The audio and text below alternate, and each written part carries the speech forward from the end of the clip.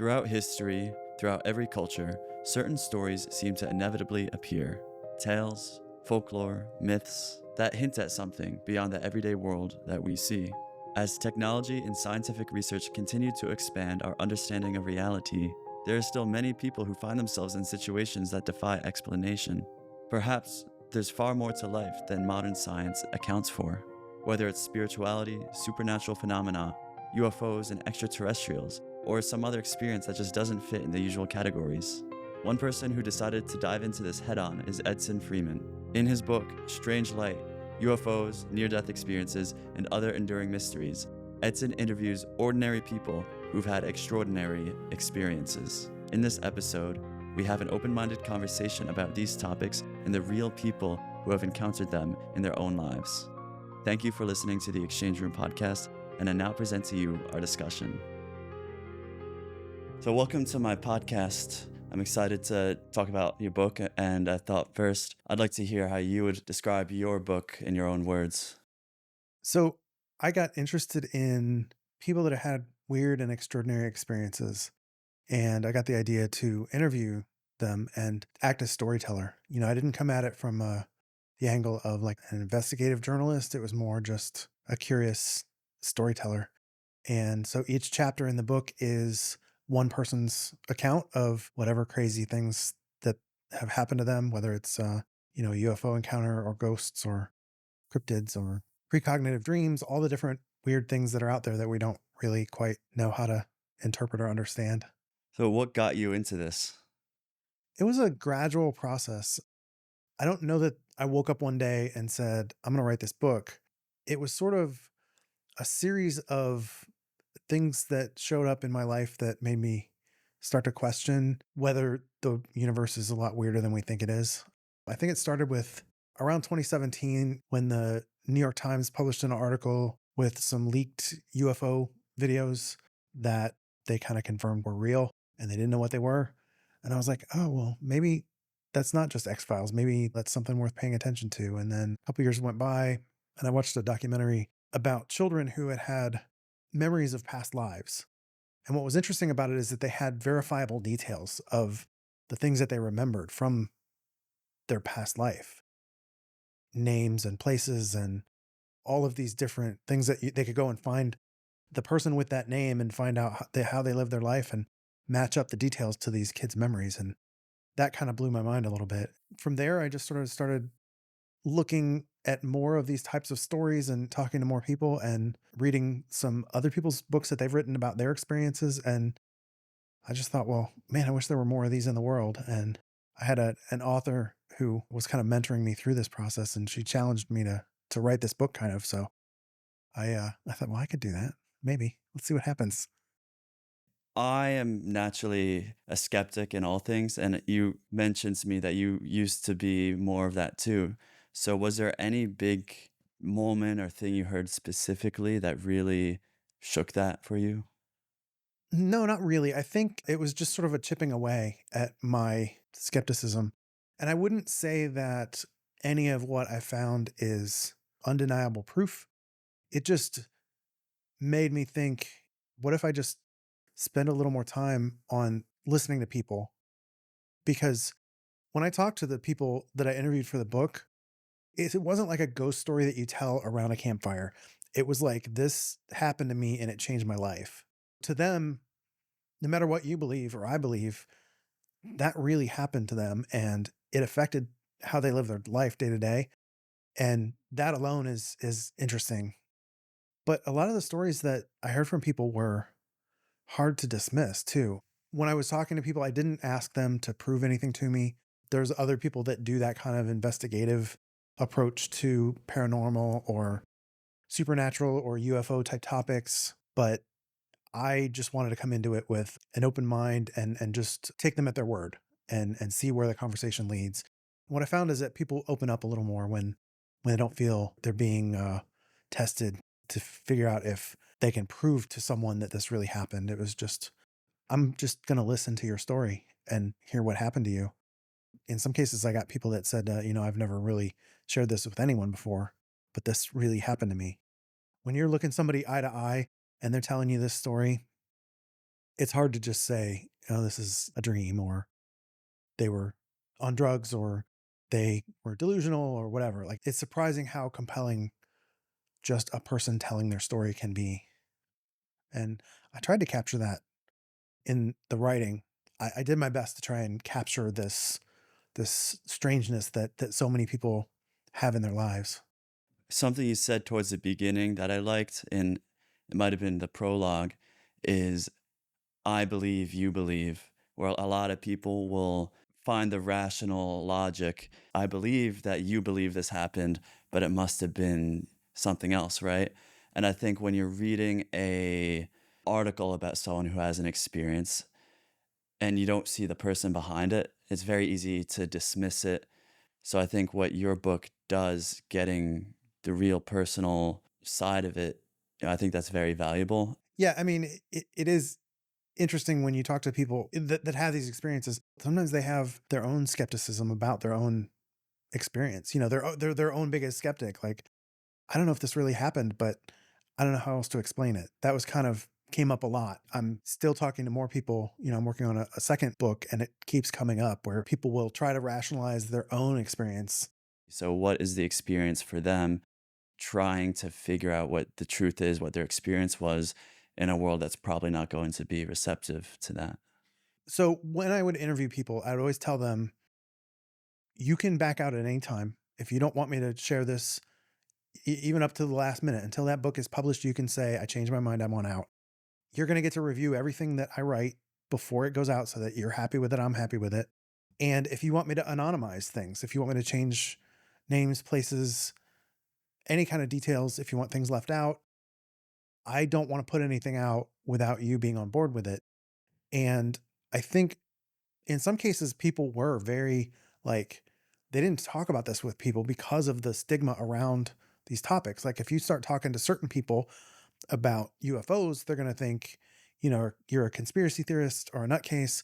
If you start talking about paranormal things, or maybe psychic or like precognition type experiences, you know, if they're certain religious persuasions, are going to say, oh, this is demonic, or this, you know, you shouldn't be doing that.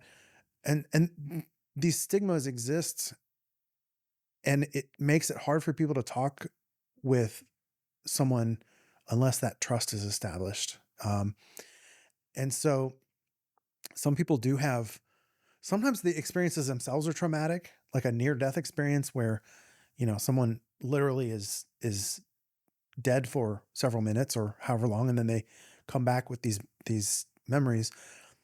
Sometimes the trauma is people's responses when, you know, they come out of this profound experience and they try to tell someone, and that person sort of dismisses them, or treats them differently after they share this. That can be traumatic too sometimes, where, you know, there's that, like, oh, my coworker thinks I'm a nutcase now. You know, there was one chapter in the book where I talked to a brother and sister who, one was a paramedic and one was a police officer, and they wanted their details anonymized, not because of, you know, friends or family, but because of their employers. Like, you know, if you're out on a patrol, or you're driving an ambulance around or something, you your boss may not like you talking about seeing ghosts while you're out. You know, they might put you on a desk job or something, if depending on what kind of stories you're telling. So, you know, there's all kinds of different experiences, and there's all kinds of different ways that people process it and interact with others about it. Some people are right out there and they're doing their own YouTube channel telling all about every detail of their weird experiences. So it's all over the place. I like the fact that your book covers a lot of different areas too. Each person you interviewed there, you know, you go from UFOs and aliens to psychic to all different to ghosts and paranormal. And I'm wondering, with all of this, how do you piece it together and interpret it? That's something that I am still trying to figure out. And I think others have been trying for all of human history to figure out to some extent. Like, what is going on, and is it connected? You know, is there overlap between a UFO experience and a ghost encounter? Because they have some elements in common sometimes. But are they related? I don't know. I try to not draw too many conclusions, not collapse it down into this is what it is, because I just frankly I don't know. And part of this is sort of exploring those questions, but part of it also is I think these topics make me ask more questions, about the nature of reality, and that to me keeps my curiosity going. If I were to decide got really interested in, I don't know, rocket launches, and I studied up all the physics and all the, material science and all of the, chemistry involved in rocketry or whatever, I would get closer and closer to understanding everything about it. But with this particular topic, I feel like the opposite happens, where the more I dig into this, the more I come out with more questions rather than answers. Um, I do sometimes try to zero in on what I think it is, but in the book, I try to let the reader come to their own conclusions, because I'm just a guy. Like, my opinion, I don't have a particular expertise in any of this. And so, I might say, I think it's this, but then that would maybe influence what the reader might take away from the book. And frankly, I don't know what's going on with any of these things, and what degree of uh, truth or reality is being reflected in these experiences. It's a mystery to me. Yeah. For someone who maybe has never encountered the experiences that these people have, is there anything that they can do to start trying to look at things differently or being more open-minded? I think my hope is that by listening to these other people's stories, that you can come into it with an open mind, and you can leave from it with your mind still open. Um, in the introduction to the book, I sort of ask people to suspend their disbelief and just take these stories as, at face value, and pretend they're true for a while and see where that leads us. Because to these people, they are true. And I think in a lot of cases, that's valid. Like, a lot of people do become more, um, I don't want to say more religious necessarily, but more spiritually aware or open to there being something more than just this. Um, and it sort of takes me back to, um, just this idea that every generation kind of, especially for like from a science angle or from a knowledge angle, we always feel like we've got it almost all figured out. There's just these few little nooks and crannies that if we could just figure this little bit of science over here, then that'll give us the whole picture. But I think in reality, there's a whole lot that we just don't know and don't understand. We have such a small, I mean, if you look at the scale of the universe and the scale of what we can see and what we can touch and measure, there's so many things that we don't even know to ask the questions. At one time, people thought that the Earth was at the center and the sun revolved around it. And if you had said something other than that, you might have been labeled as crazy or a heretic or whatever. Maybe that's where we are with some of these things, where the our understanding, our science, our tools to measure things haven't caught up with what's really out there. Our ideas haven't caught up with what's really out there. I don't know.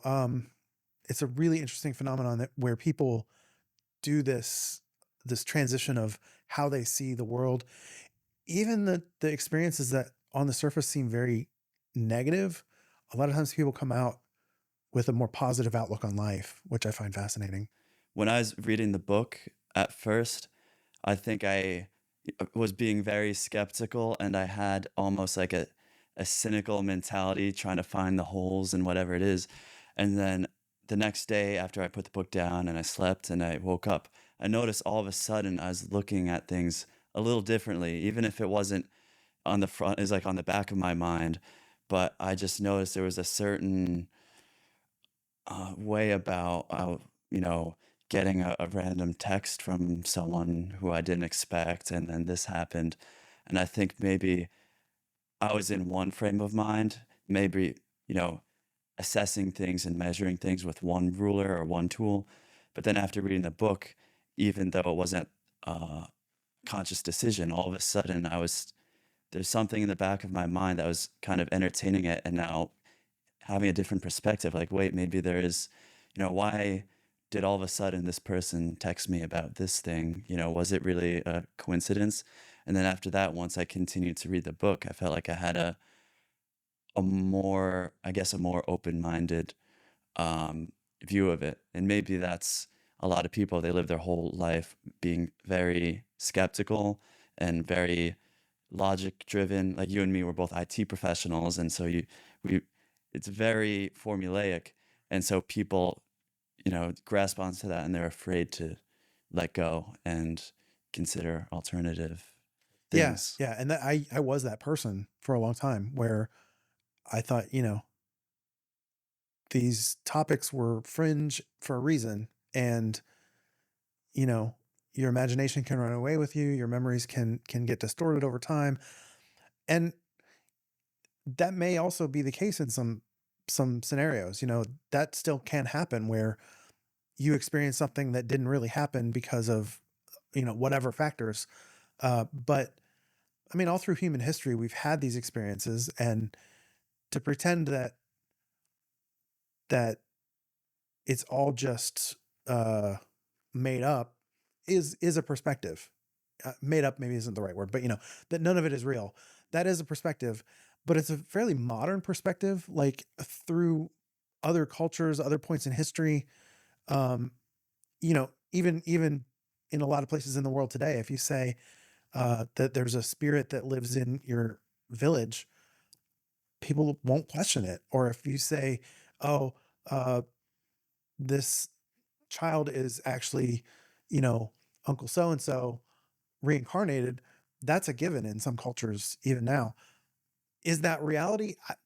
I don't know, but um, it's kind of weird how much we've distanced ourselves from these mysteries in the modern world just because we tell ourselves we can't measure them, but maybe we just don't know how to measure them. Maybe we just don't know what it is we should be looking what uh tool or metric we can use to properly capture whatever it is. Maybe whatever it is, if you think about the alien side of things, the UFO side of things, if we take it as there are aliens and they're here, they would have to be a good bit more technologically advanced than us.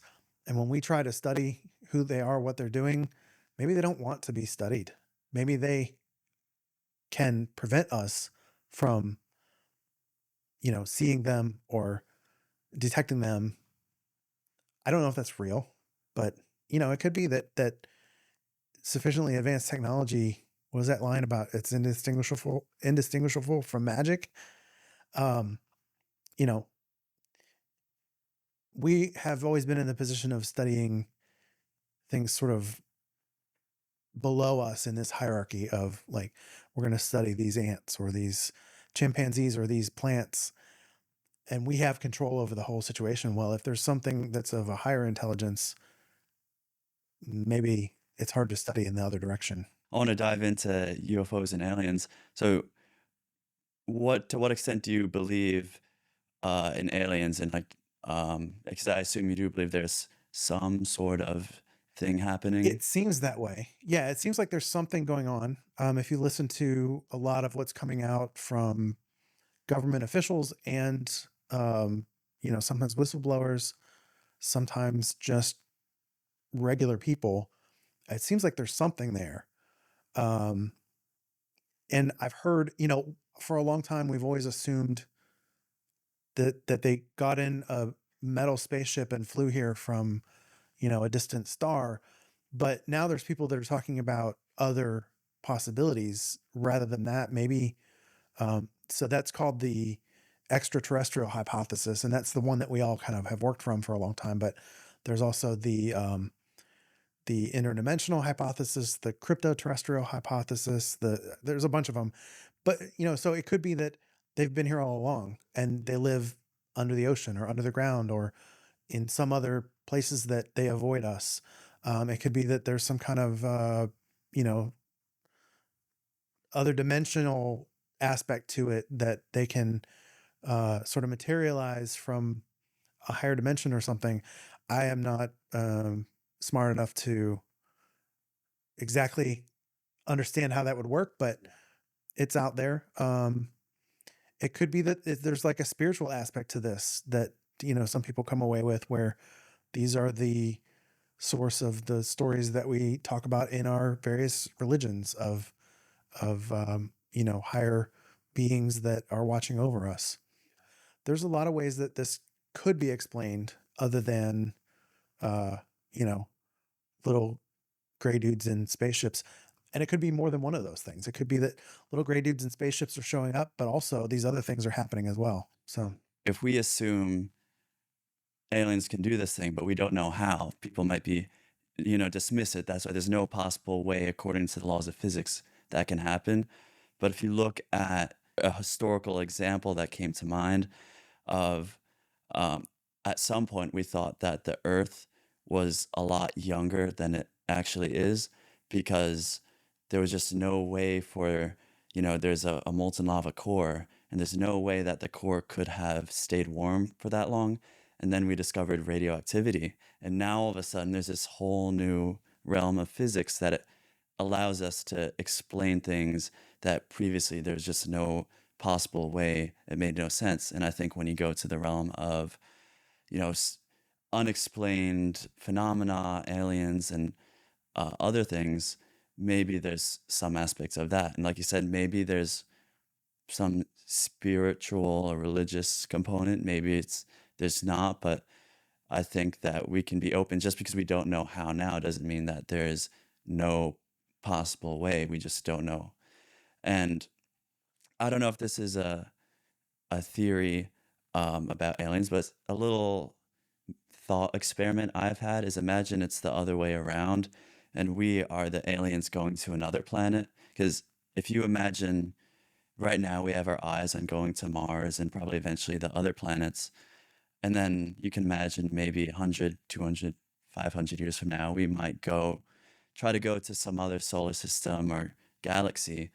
But the limiting factor is, it takes so many light years to get there, and that's beyond our uh, lifespan. So I was thinking about it. So if we were to make that gap, what would we do?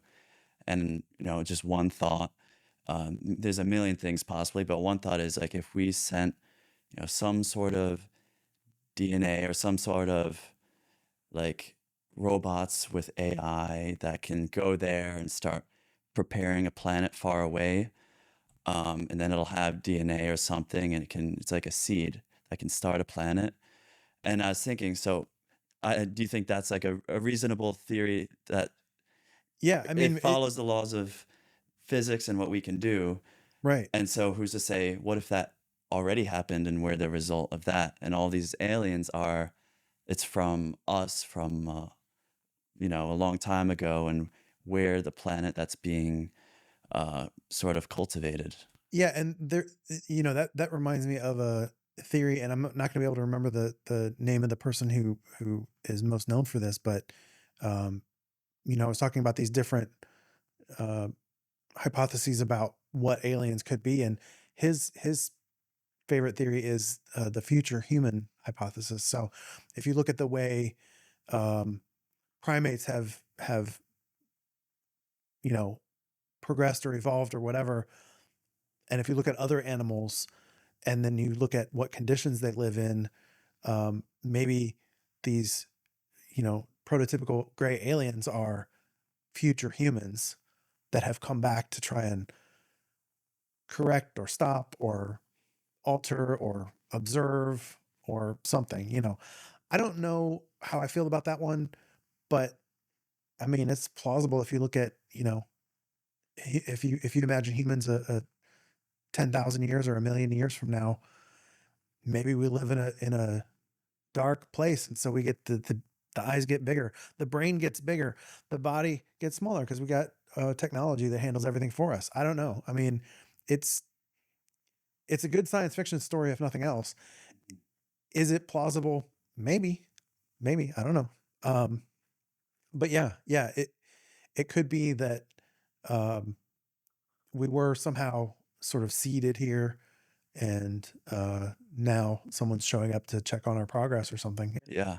I mean, I would say I'm skeptical. Like, I don't think that's actually the case, but I think it's a great thought experiment to say there's a lot more possibilities than we really know. And, there's maybe forces in our human history. We forget things very quickly, and we have to, after, there's entire civilizations we know existed and we know nothing about it.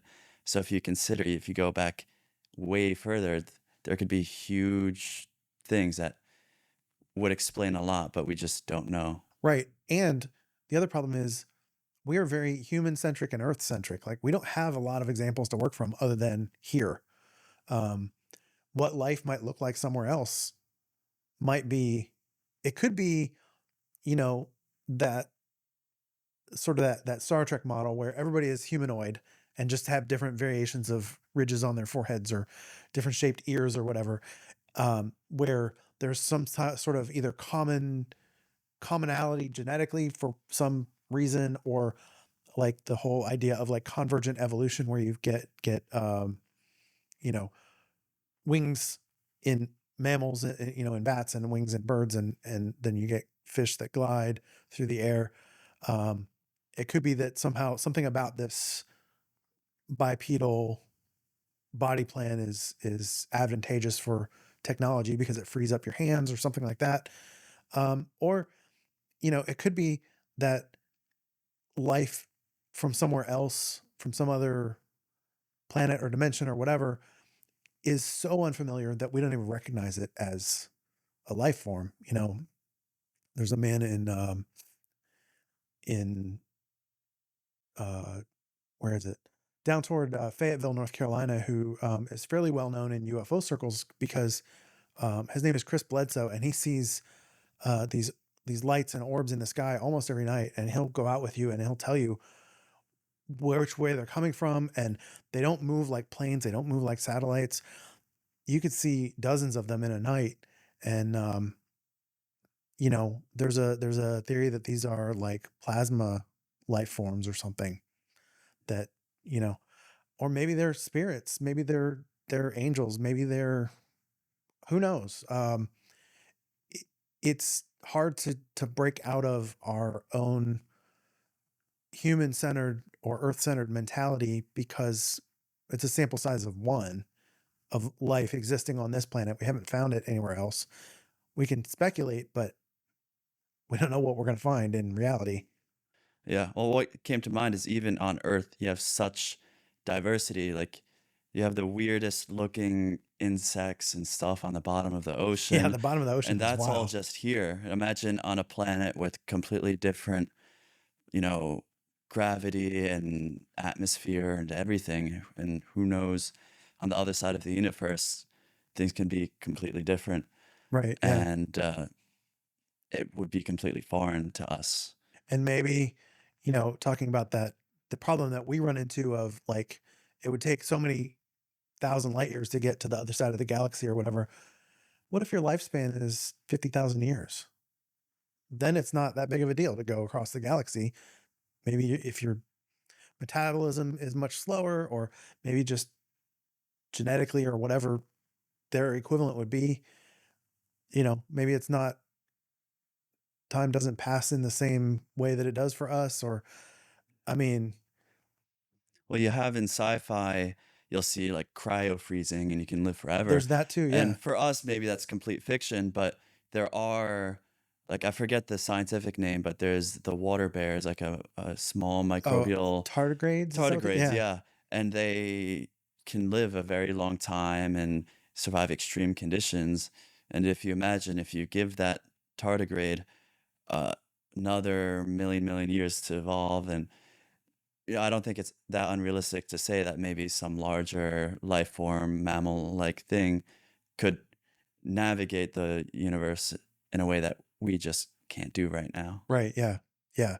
Yeah. I'm open to all these possibilities, and I don't really favor any one particular scenario because I just don't have enough information at this point. And it could be that there's none of the above. It could be that there's some other explanation, like psychology or whatever, human nature, brain chemistry, who knows? But um, my my working model is that we don't know. Well, something that I think also, maybe it explains some of it, but I think that the human brain is way more powerful than most people realize.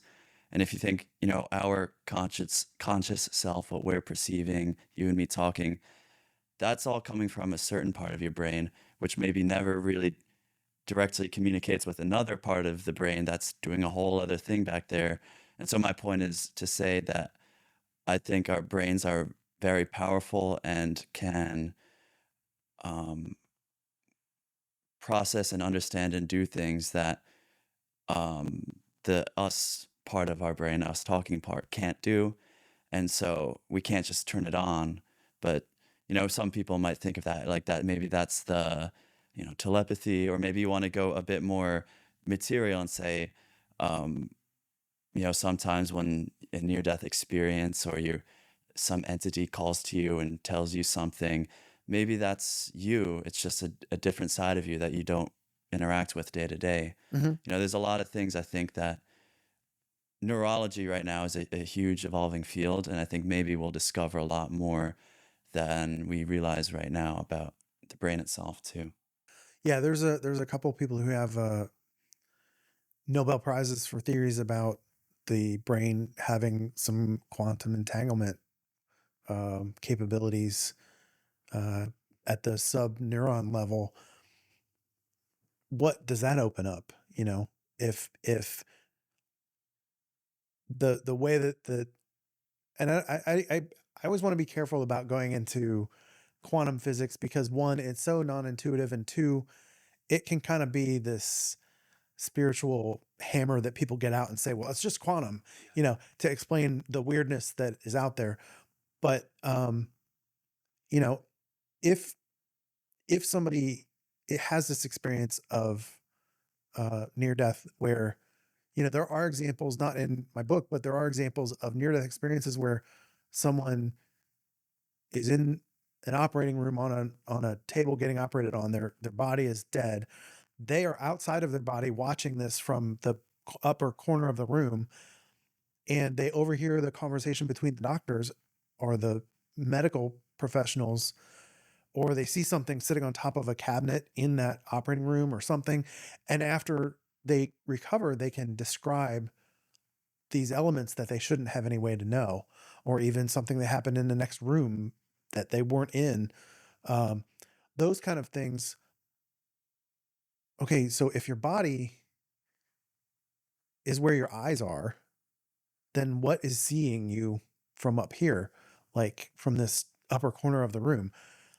It's possible that that's where some kind of weird quantum entanglement comes in, where that, even though two things are at a distance, they're somehow able to interact immediately with each other. I don't know.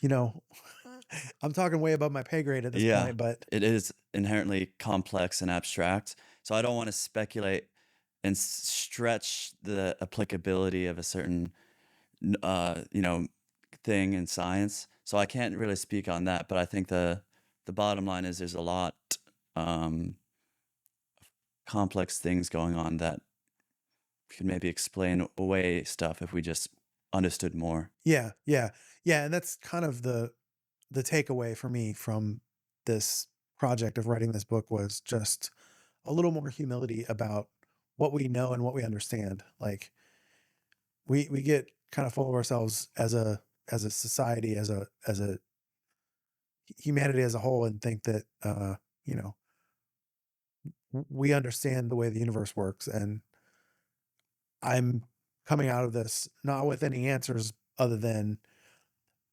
maybe it's way weirder than we thought it was.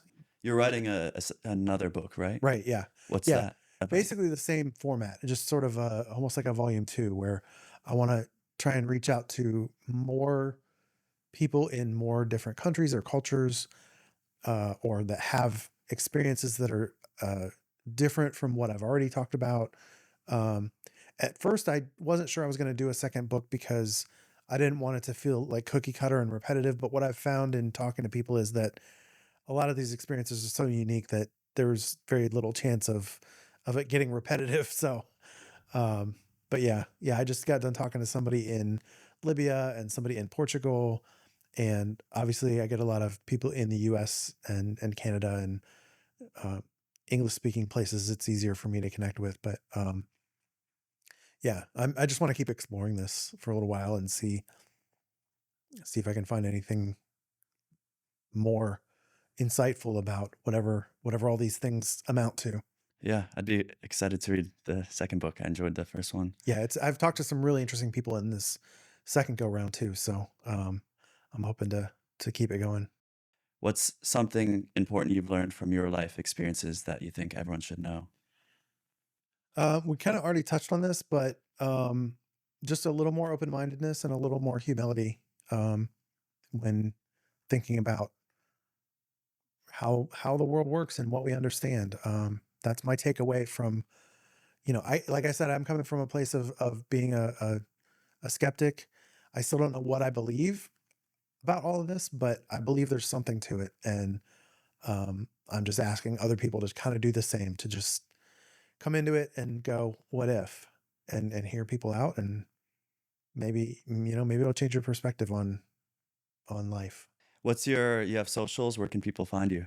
So the website is strangelightbook.com, and you can find all my socials there. But on uh, let me see, I'm either at Edson Freeman or at Edson Freeman author on Instagram or TikTok or YouTube Shorts. I couldn't get the same handle everywhere, so it's one of those two. Yeah. If people have weird experiences and they want to share them with me, you could find me uh, and reach out to me. I'm always looking to hear from people. Not every story that I hear gets turned into a book or into a part of a book, but um, it's still, I always like talking to people and just trying to be, like I said, open minded and humble about the experience and how it affects them. Well, thank you for coming on. I really enjoyed our discussion, Yeah, and I thank you so hope much for that having me. our guests can learn a thing or two, or just think a little more. But Right, right. thank you. That's the goal. Thank you. Appreciate it.